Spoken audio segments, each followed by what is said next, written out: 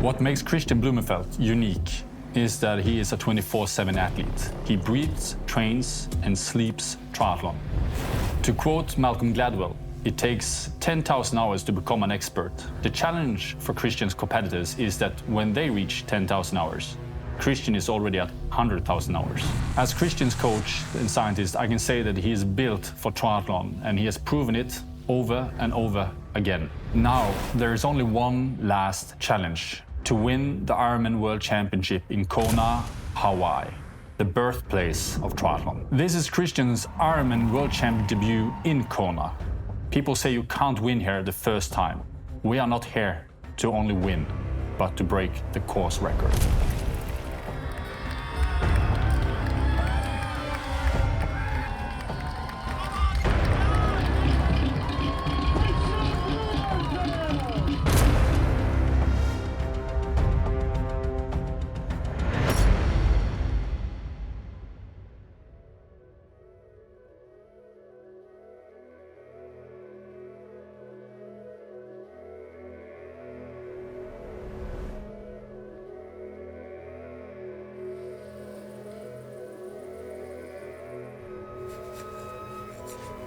Mamma mia.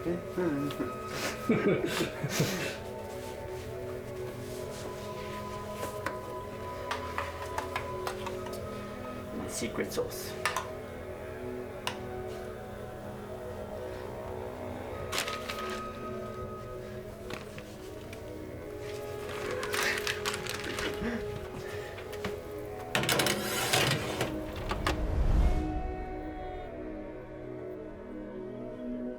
So I've come here to FOMA every year since back to 2014, when we started getting the founding for the Olympic program going into the 2020 Olympic Games, and it's a really beautiful place for training. I do actually prefer the half. Yeah, this pizza. Yeah, the one with the tomato sauce. I'm a little bit too traditional when it comes to pizza. Tradisjonelt med 2 ting. Pizza og kvinnesyne. What?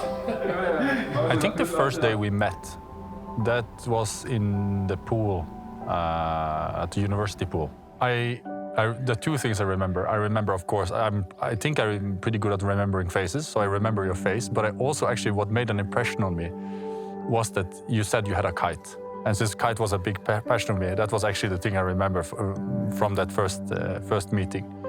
But for me, I think what really, when I started to work more with you, and basically I saw how dedicated you were to the sport, that was for me what really triggered me. And I thought, okay, this is gonna be something big. When I started to work with triathlon, I brought in a very scientific focus. And what I mean by that is that for me, it's important to measure all the different stages that goes from basically understanding how to plan and prepare. Basically, when you're executing, making measurements and be able to make a quick feedback loop where you train, you measure, you understand, and you adjust to basically optimize towards the target that we have. And then in the end, you get the validation when you are going to the race and racing.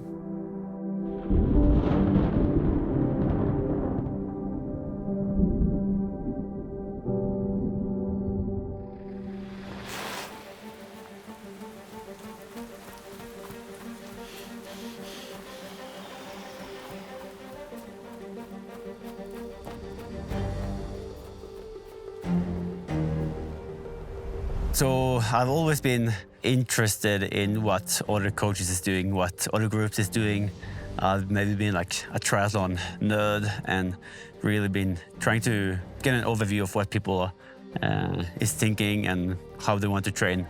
And when Olaf came on board, very different thinking than basically all other coaches out there has been doing, like very scientific, very number-based. For me, actually, I'm not that interested in sports itself. What I'm more interested in is developing peak human performance.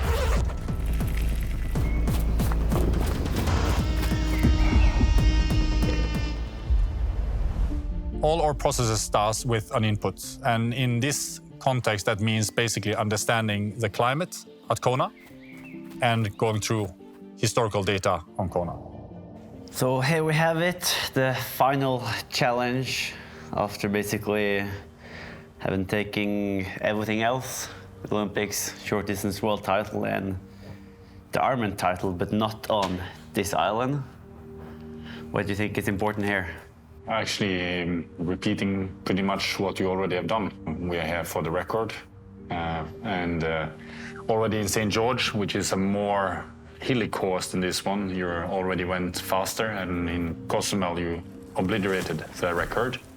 So here, basically, the record, which is is at the moment 47:31 on the swim, which should be within very good range. The bike, basically 4:16 was when the record was set, and the run was 2:42 run. But I think that you can make a pretty decent cut off that time if we have the conditions. So 7:51, is that the overall time beyond from 2019? And you have. And hopefully I should be able to run faster than what I did. I think also the bike. Yeah, you think so? Yeah. Swim is the one that you might be the same, or so slightly slower, but the bike for sure, and run for sure. I don't know too much about KONA. I've never been there. It's going to be the first time. It's the birthplace of triathlon. It's where they had the first Ironman World Championship back in 1978.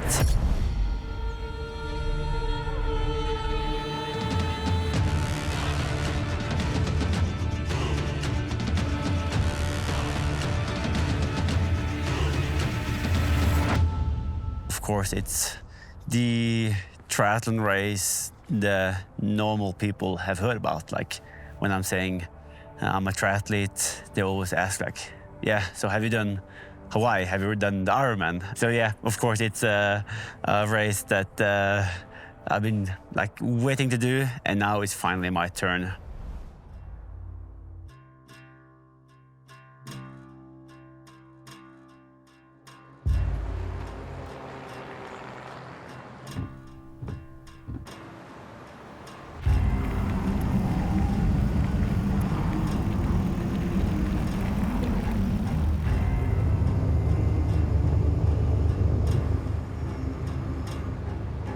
Cycling is a big part of triathlon. It's approximately 50% of the time in a race is cycling. And the biggest force you are working against in triathlon when you're cycling is aerodynamics. I think that having a lot of experience from aerodynamics, for example, flying gliders, which is the most aerodynamic thing made by human, it allows me having understanding of the aerodynamics, feeling it on my body, flying the glider, sailing, and also cycling myself, gives me understanding of how we can also manipulate aerodynamics in a completely different way than if I just did it by the textbook.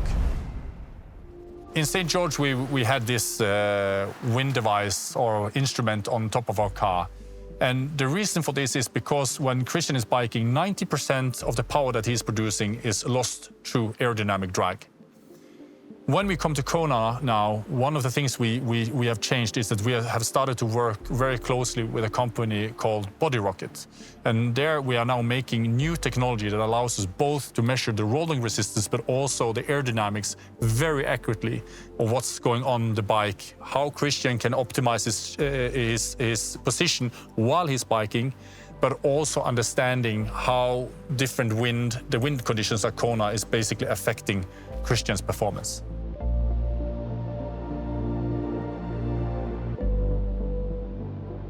So the Moxie is a device we use in our training every day. And the reason for why it is very important for us is that on the one side, of course, you measure power either by running or by cycling, or we measure speed and so on. The thing is that are output metrics. They don't say anything about what is really going on into your body. And the thing is that if you train, for example, to give an example, if you go by the same power every day, one day it's going to cost you more, another day it's going to cost you less. And what the Moxie gives us insight into is exactly that. It tells us basically what is going on in the body as a function of the power that you are riding at. And actually, in many cases, because we travel between different climates, so sometimes we are in normal climate, other times we are in hot climate, other times we are at altitude like we are now. And what the Moxie then allows us to do is that if we go by the Moxie instead, we can target a specific metabolic stimulus compared to if we go by power or speed.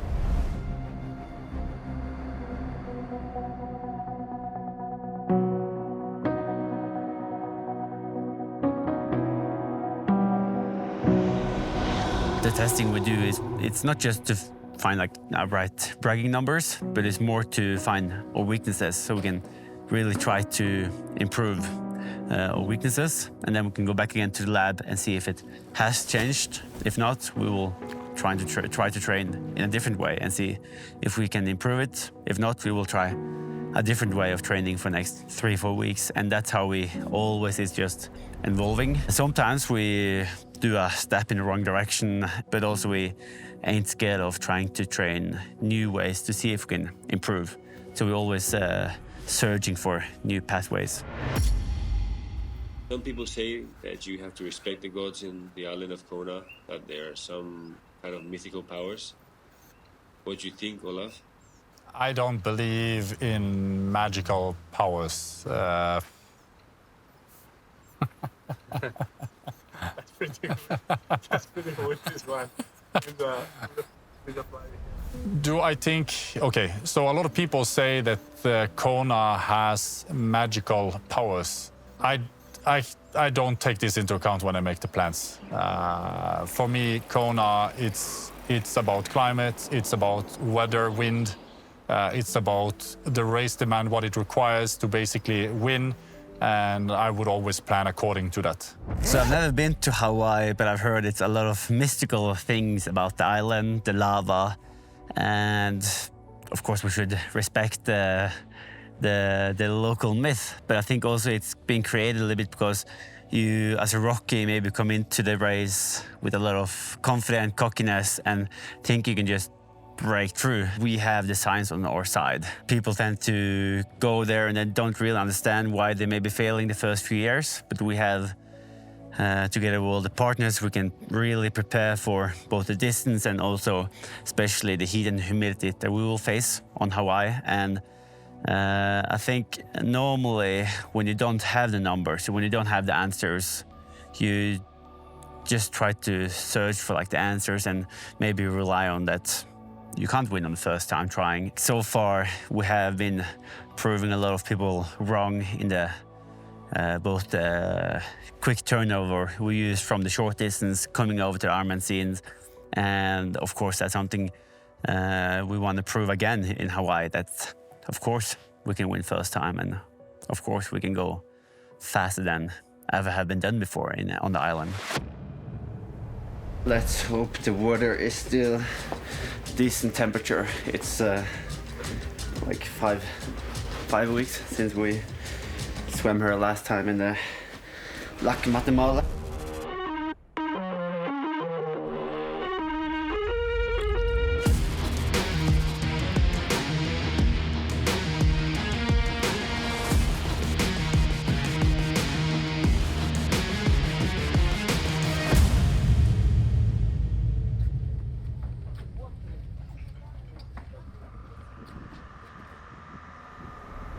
I think we've been very lucky in that sense that we've been able to race the first time it's ever been outside of KONA and also go back to KONA and conclude on the whole Ironman long distance triathlon project at the birthplace of triathlon and go back. And of course, we have set course record at every event we've done so far, and I think it's almost obvious that we're going for that 7:51 or so. That's currently the course record in Hawaii, and yeah, we want to set a time that will be difficult for next generation to beat. If there's someone that could do it, It should be me. it should be you. This is a big part of my life. I invest heavily into the methodology, the training, planning, the recovery process to make Kristian the fastest. And KONA is going to be a conclusion on our Ironman project. Who has won the Olympic gold, World Championship gold, Ironman World Championship gold, set world record on the Ironman, and gone sub-7 in 1 year before in history? Nobody. This year has been a continuous proof that we've been doing something right. I know that if I follow the plan, if I train to the maximum of my capabilities and rest accordingly and hit my numbers, then it's very difficult to beat me.